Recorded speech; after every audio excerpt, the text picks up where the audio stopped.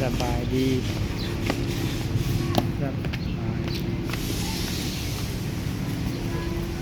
ที่เซโนคือเก่าเจ้ามานี่ที่เซโนคือเก่า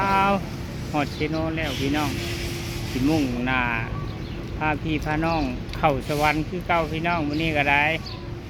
เข้าสวรรค์คือเก่าฮอดเซโนแล้วเด้อเวอเมซอนเซโนอเมซอนเซโนเนาะเจ้าแถวนี่แหละแถวเป็นไก่ใหญ่คือเก่าเป็นจังใดพี่น้องสิพาพี่พาน้องเข้าแถวตอนนี้หากำลังฮอดเซโนนะเจ้าเดี๋ยวก็พี่พาน้องเข้าไปสวรรค์พุ่นแหละพี่น้อง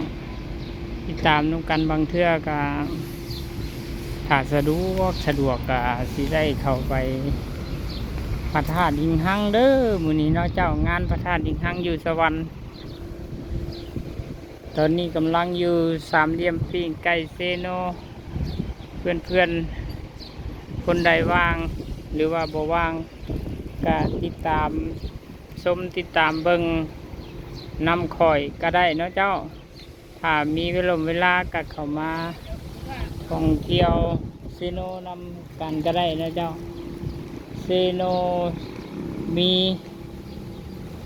11อเมซอนแล้วก็เซิร์นเที่ยวเซิร์นเวเซโนเนาะเจ้าเซิร์นเวเซโนอันนี้สามเหลี่ยมปิ้งไก่ใหญ่เซโนหรือว่าจุดพักรถเซโนเวียงจันทร์หรือว่าสายเหนือสายใต้เนาะเจ้าคือว่ามาอันนี้เป็นเมืองที่สองของสวรรณเขตก็คือเซโนเมืองที่สองของสวรรณเขตคือจุดพิเศษจุดผ่านพิเศษเนาะเจ้าใครจะขึ้นเหนือลงใต้ก็ต้องผ่านเซโนว่าจัน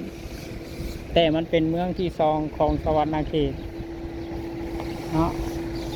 คอยกระซิมุ่งหน้าไปสวรรค์คือเก่ามื้อนี้ก็ได้เนาะเจ้าสิพาพี่พาน้องไปเที่ยวสวรรค์แต่ว่าตอนนี้ยังอยู่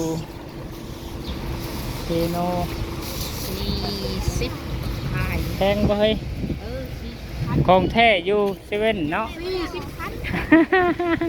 ของใส่ส่วนตัวของเพิ่น40,000เพิ่นเนาะพอซื้อพี่น้องของแท้เพิ่นขายลูกชื่อยังเนาะลาเต้ทันอยู่บ่โรงเรียนนี่เนาะลูกชายน้อยมื้อนี้ก็เป็นวันพุธเนาะเจ้าก็ลูกชายน้อยก็เข้าโรงเรียนอยู่เซโนคือเก่า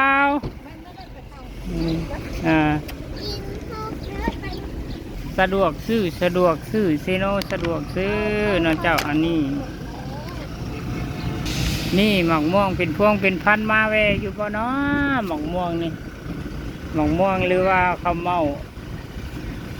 กินอย่างดีพี่น้องไม่ค่าใจดีเพื่อนเอาหมอกม่วงมาหาล่อคายหมอกม่วงตรงตัวไหนอันนั้นตรง10,000หมากนึงเอา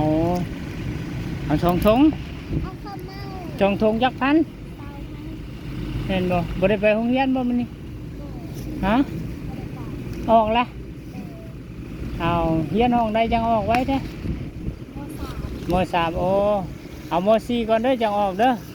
พอแม่ค่าเฮาต้องเรียนจบม.4ก็เอาลูกต้องเรียนม.4จังออกเด้อ